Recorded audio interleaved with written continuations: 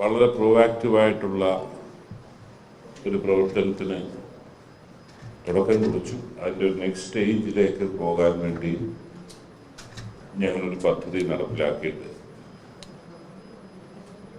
അതിൻ്റെ ഫോർമൽ ഇനോഗ്രേഷനായിരുന്നു. അതിൻ്റെ കോപ്പി നിങ്ങൾക്ക് വരും.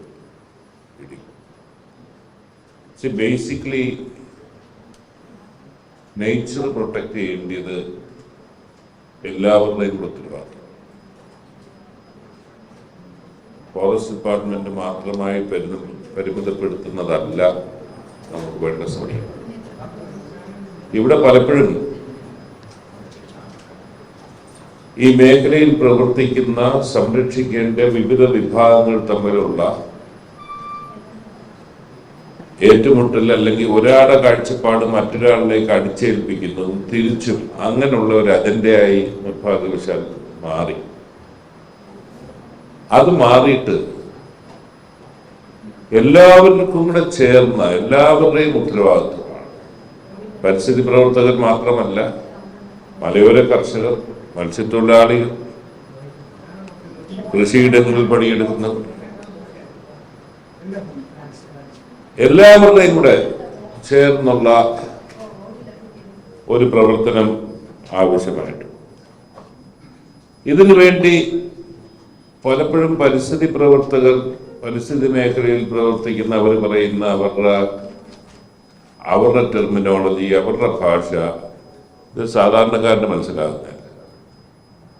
സാധാരണക്കാരനെയൊക്കെ സംബന്ധിച്ചിടത്തോളം അവന്റെ ബുദ്ധിമുട്ട്, അവന്റെ വേദന, വന്യമൃഗശല്യങ്ങൾ ഇതെല്ലാമാണ് അവന്റെ. അതുകൊണ്ട് ഞങ്ങൾ പുതിയതായിട്ട് തുടങ്ങിയ വൈൽഡ്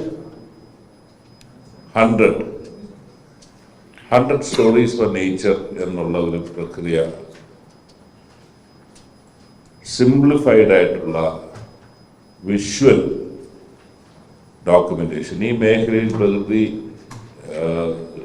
മേഖലയിൽ പ്രവർത്തിക്കുന്ന വിദഗ്ധരെ കൊണ്ട് സിംപ്ലിഫൈഡ് ആയിട്ടുള്ള, എല്ലാവർക്കും ബോധ്യപ്പെടുന്ന നമ്മുടെ മനോഹാരിത, അപൂർവത ഇതെല്ലാം കൊണ്ടുവരുന്ന ഒരു പ്രക്രിയയാണ്.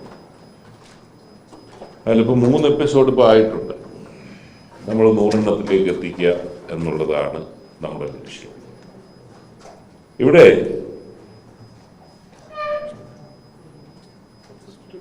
ഈ ഒരു പ്രോസസ്സിന്റെ ഭാഗമായി ഇതെല്ലാം ഡിജിറ്റൈസ് ചെയ്യേണ്ടത്. ഇത് മാത്രമല്ല, ഞങ്ങൾ ഏറ്റവും പ്രധാനപ്പെട്ട ഒരു കാര്യമായിട്ട് ചെയ്യാൻ പോകുന്നത് ഗോത്ര വിഭാഗങ്ങളുടെ അറിവ് അത് നഷ്ടപ്പെട്ടുകൊണ്ടിരിക്കുകയാണ്.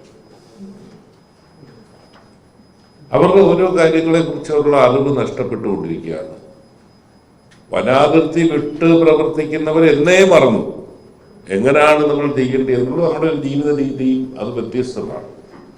പിന്നെ ഗോത്ര വിഭാഗങ്ങളുടെ അറിവ് അത് ഡോക്യുമെന്റ് ചെയ്യുന്നതിനോടൊപ്പം ഈ എല്ലാ കാര്യങ്ങളും പ്രകൃതി സംരക്ഷണവുമായി ബന്ധപ്പെട്ടത് സിമ്പിൾ ലാംഗ്വേജിൽ ഡോക്യുമെന്റ് ചെയ്യാനും,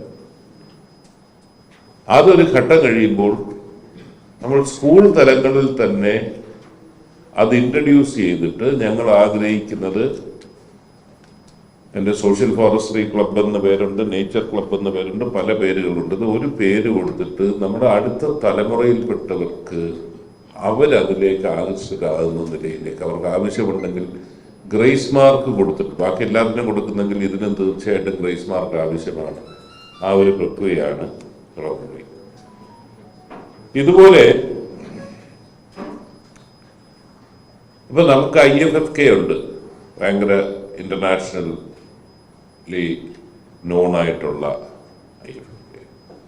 പക്ഷെ ഈ ജാനുവരി മുതൽ ഞങ്ങൾ ഇന്റർനാഷണൽ നേച്ചറുമായി ബന്ധപ്പെട്ട കേവലം ഒരു ഫിലിം ഫെസ്റ്റിവൽ മാത്രമല്ല, ആ നേച്ചറുമായിട്ടുള്ള എല്ലാ കമ്പോണൻസും, വൈൽഡ് ലൈഫ് ഫോട്ടോഗ്രാഫി കാണും, ഫിലിം ഫെസ്റ്റിവൽ കാണും, അവിടെ ഗോത്രവിഭാഗങ്ങളുടെ അവരുമായി ബന്ധപ്പെട്ട അവരുടെ, ഞാൻ ഈ പറഞ്ഞ പോലെ അവരുടെ സവിശേഷതകൾ ഉണ്ടായിരിക്കും. എല്ലാം കവറിങ്, എല്ലാ മേഖലയും കവർ ചെയ്ത ഒരാഴ്ചത്തെ പരിപാടിക്ക് ഫോറസ്റ്റ് ഡിപ്പാർട്ട്മെന്റ് രൂപം കൊടുക്കുകയാണ്. അത് നമ്മുടെ ബയോഡൈവേഴ്സിറ്റി ലോക പ്രസിദ്ധമാക്കുന്ന നിലയിലേക്കുള്ള ഒരു ഇവൻ്റാക്കി അതിനെ മാറ്റുക എന്നുള്ളതാണ്.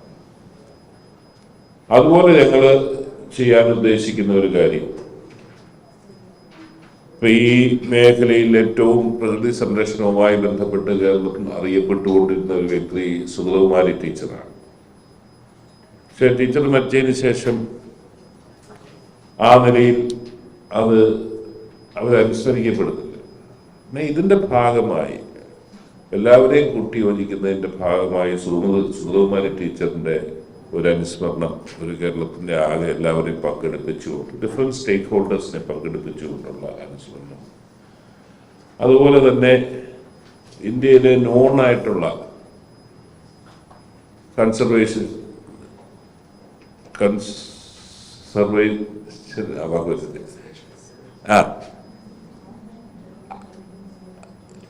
അവരെ പങ്കെടുപ്പിച്ചുകൊണ്ടുള്ള ഒരു പ്രഭാഷണ പരമ്പര, ഇതെല്ലാം ഒരു ഭാഗം ചെയ്യുമ്പോഴും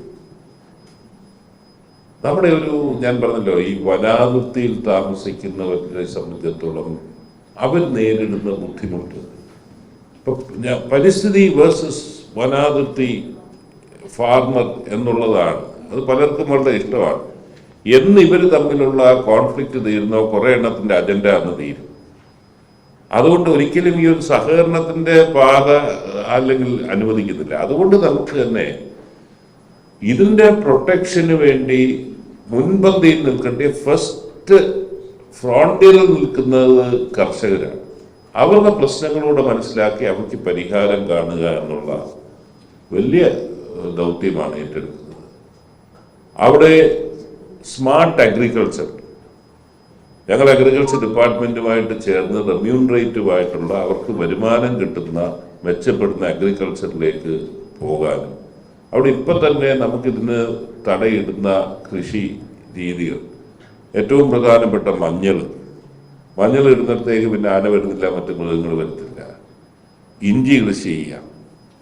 അതുപോലെ തന്നെ ലെമൺ ഗ്രാസ്, ഇങ്ങനെ പല ഇതുണ്ട് ഗ്ലോബലി പ്രൂവ്ഡ് ആയിട്ടുള്ള. അതായത് അവരിന്ന് കർഷകർ നേരിടുന്ന പ്രശ്നങ്ങൾ എന്താണെന്ന് മനസ്സിലാക്കിക്കൊണ്ട് ആ പ്രശ്നങ്ങൾക്ക് അഗ്രികൾച്ചർ ഡിപ്പാർട്ട്മെന്റ്, അഗ്രികൾച്ചർ യൂണിവേഴ്സിറ്റിയുമായി ബന്ധപ്പെട്ട് അതിന് പരിഹാരവും ഹയർ പ്രൊഡക്ടിവിറ്റി, ഹയർ ഈൽഡ് കിട്ടുന്ന ഇനങ്ങൾ അവരിലേക്ക് എത്തിക്കുകയും അവരെ സംബന്ധിച്ചിടത്തോളം ഇതിന് തടയിടുന്ന ആ രീതി വഴി അവർക്ക് വരുമാനം ഉണ്ടാവും, ഇത് ചെയ്യും. അതുപോലെ തന്നെ അവരുടെ ഒരു ഓൾട്ടർനേറ്റ് ഇൻകം അവർക്ക് കണ്ടെത്തി കൊടുക്കാൻ ഫോറസ്റ്റ് ഡിപ്പാർട്ട്മെന്റ് മുന്നോട്ട് വെക്കുന്ന ഒരു ആശയമാണ്. ഇപ്പം പലയിടത്തുണ്ട്, ബൈക്കേഴ്സ് പോകുന്നുണ്ട്, ബാക്ക് പാക്കുമായി പോകുന്നു, വനത്തിനകത്ത് താമസിക്കുന്ന ഇന്ത്യയിൽ പല മോഡൽസ് ഉണ്ട്. ഞങ്ങളിപ്പോൾ ചെയ്യാൻ ഉദ്ദേശിക്കുന്നത് വനാതിർത്തിയിൽ താമസിക്കുന്ന കർഷകരുടെ വീടുകൾ അവരുമായിട്ട് ചർച്ച ചെയ്ത് വീടുകളിൽ ഇങ്ങനെയുള്ളവർക്ക് വന്ന് താമസിക്കാനുള്ള ഒരു സൗകര്യം ഒരുക്കുകയും അവർക്ക് ഫോറസ്റ്റിനകത്തോട്ട് ഫോറസ്റ്റ് ഡിപ്പാർട്ട്മെന്റ് അവർക്കൊരു എക്സ്ക്ലൂസീവ് ട്രെയിൻ, അത് ഏതൊക്കെ ഏരിയയിൽ വേണം, എങ്ങനെ വേണമെന്നുള്ളത് പിന്നീട് ചെയ്യും. അന്നേരം ഇവർ വന്ന് താമസിക്കുന്നത് അതിലൊക്കെ റെസ്ട്രിക്റ്റഡ് നമ്പറേ കാണത്തുള്ളൂ, നമുക്ക് യഥേഷ്ടം ആൾക്കാർ വരാൻ പറ്റില്ല. പക്ഷേ അവിടെ അനാഥത്വയിൽ താമസിക്കുന്ന കർഷകന് ഒരു വരുമാനവും കൂടെ കിട്ടുന്ന നിലയിലേക്ക് ഒരു റെസ്പോൺസിബിൾ ആയിട്ടുള്ള ഒരു റിസ്ട്രെയിൻഡ് നമ്പറിലുള്ള ഒരു പദ്ധതിയെക്കുറിച്ച് ആലോചിക്കുന്നു. അതായത് സമഗ്ര മേഖലയും പങ്കെടുപ്പിച്ചുകൊണ്ടുള്ള ഒരു പദ്ധതിക്കാണ് നമ്മൾ തുടക്കം കുറിക്കാൻ ഉദ്ദേശിക്കുന്നത്. ഇതാണ് നിങ്ങളുടെ മുമ്പിൽ അവതരിപ്പിക്കാനുള്ള ഈ വൈൽഡ് 100. നിങ്ങളൊന്ന് കണ്ടു നോക്കുക, നിങ്ങൾക്കത് ഇൻഫർമേറ്റീവ് ആകും. വളരെ സിംപ്ലിഫൈഡ് ലാംഗ്വേജിൽ ജനങ്ങളിലേക്ക് എത്തിക്കുന്ന ഒരു പദ്ധതിക്കാണ് തുടക്കം കുറിച്ചിരിക്കുന്നത്.